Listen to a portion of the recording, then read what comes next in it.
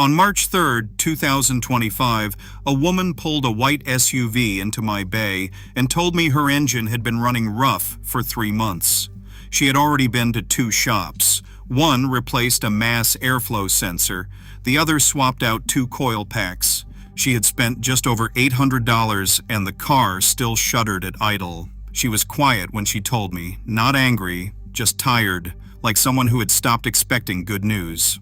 I listened. I walked around the car, I opened the door, sat in the driver's seat, and pressed one button.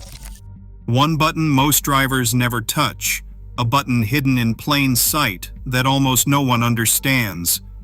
30 seconds later, I started the engine. The shudder was gone. The idle was smooth. She stood outside my bay window, staring at me like I had done something she could not explain. I had not replaced a single part. I had not plugged in a scanner. I had not touched the engine bay. I pressed a button that 95% of drivers scroll past without a second thought. A button whose entire purpose is to protect the engine, and almost nobody knows it exists. Today I'm going to tell you exactly what that button does, why the engineers who designed your car built it in the first place, and why ignoring it is silently costing drivers thousands of dollars every single year.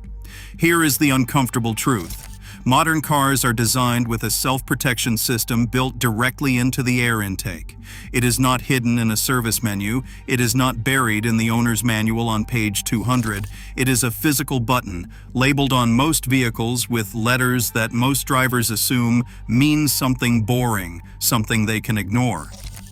And that assumption is exactly where the damage begins. I have been working on vehicles for over 2 decades.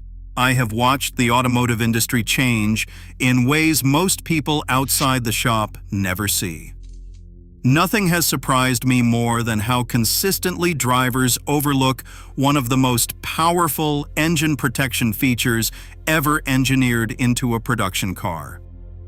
The recirculation button is the one with the little car outline and the curved arrow inside it. That button is not for comfort. It is not a climate setting you toggle because you are hot. That button controls where your engine breathes from. Where your engine breathes from determines how hard every internal component has to work, how quickly fuel burns, how much contamination enters the combustion chamber, and how long your engine actually lasts. I know that sounds dramatic. I know it sounds like the kind of claim that gets dismissed. But stay with me. Because once you understand how internal combustion actually works, the logic becomes impossible to argue with. Your engine is a pump. That is what it is at its most basic level.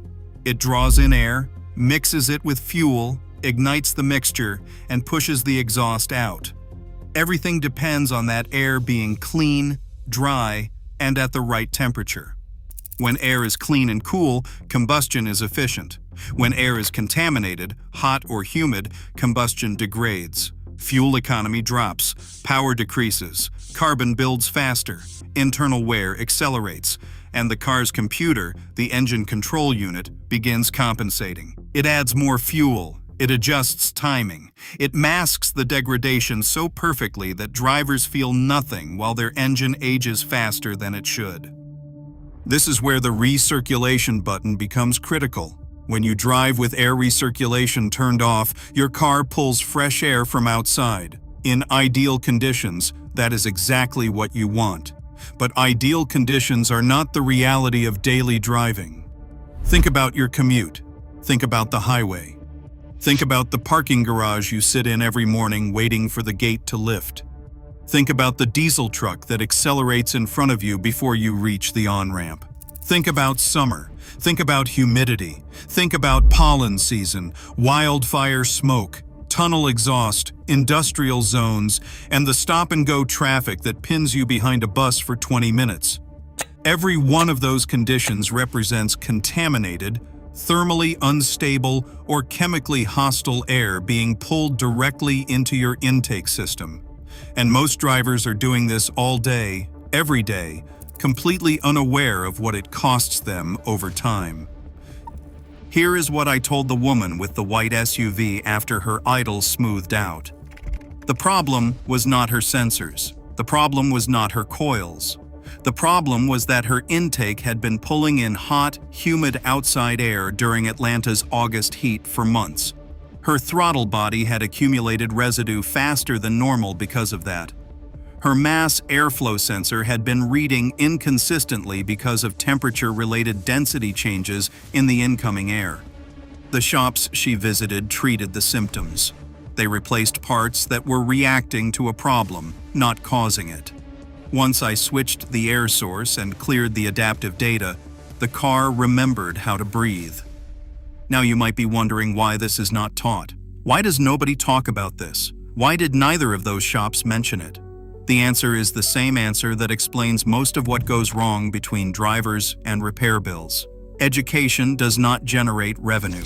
A one-sentence explanation of how the recirculation button works does not sell a sensor. It does not justify a diagnostic fee. It does not build a return visit. And so it stays quiet, generation after generation of drivers learning nothing about one of the most useful buttons in their car. But this runs deeper than just one button. The recirculation system is part of a larger truth about how modern engines fail. They do not fail suddenly. They fail gradually through 1,000 small decisions made without understanding. They fail because drivers breathe the wrong air into them for years. They fail because the engine control unit compensates until it cannot anymore. They fail because technicians replace parts instead of correcting the conditions that wore those parts out prematurely. If you want to understand your car the way someone who has worked on thousands of them understands it, you have to stop thinking about problems and start thinking about patterns. Recirculation is a pattern. It is a daily choice your car makes about its own air supply, and most cars let the driver make that choice. Most drivers make it wrong, not out of negligence, but out of ignorance.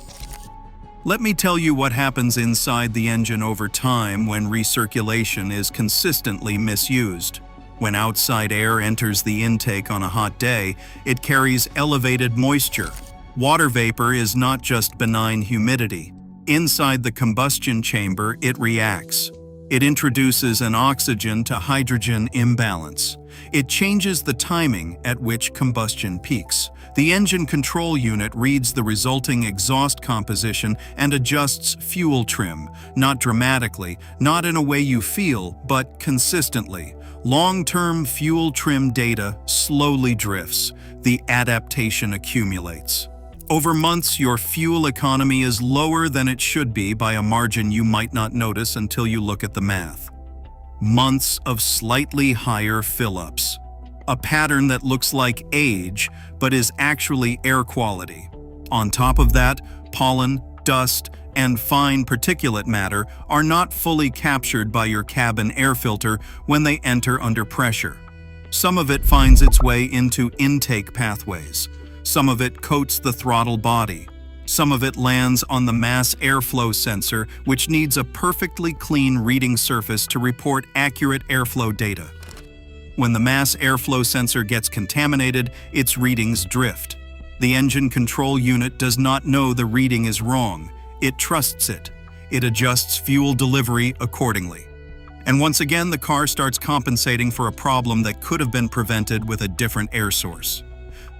The recirculation button cuts that entire pathway. When recirculation is active, the system pulls air from inside the cabin. Air that has already been filtered, air that is already at a stable temperature, air that does not carry the thermal and chemical volatility of the outside environment. The result is not dramatic. It does not add power. It does not change how the car sounds. It simply removes a source of stress on components that need consistent, clean, predictable input to function correctly year after year. Now, this is where most people who learn this swing too far in the wrong direction. They turn recirculation on and leave it on forever. That is wrong. Understanding why reveals a deeper truth about engine health that most people never reach. Continuous recirculation without fresh air cycling creates its own problems. Carbon dioxide concentration inside the cabin rises. Oxygen levels drop. The driver becomes less alert, a risk documented in multiple automotive studies. Moisture from occupant breathing and outside humidity that gets inside the car builds up in the air supply.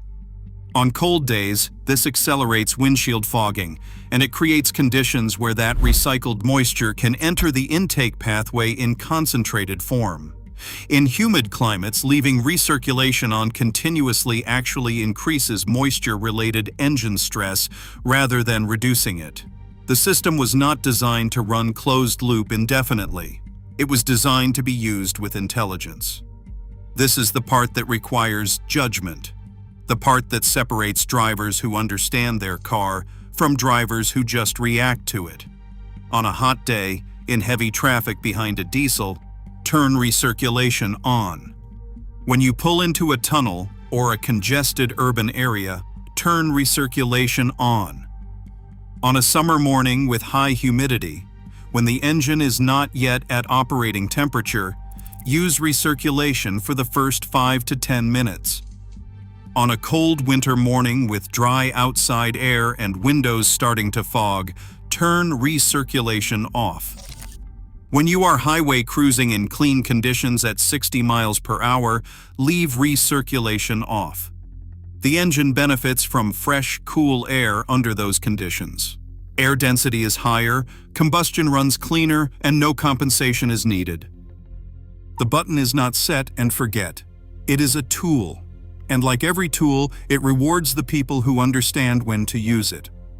Now let me bring this back to the broader picture, because the recirculation button is not an isolated lesson. It is a window into how every decision you make about your car's environment affects its longevity in ways no shop will ever itemize for you.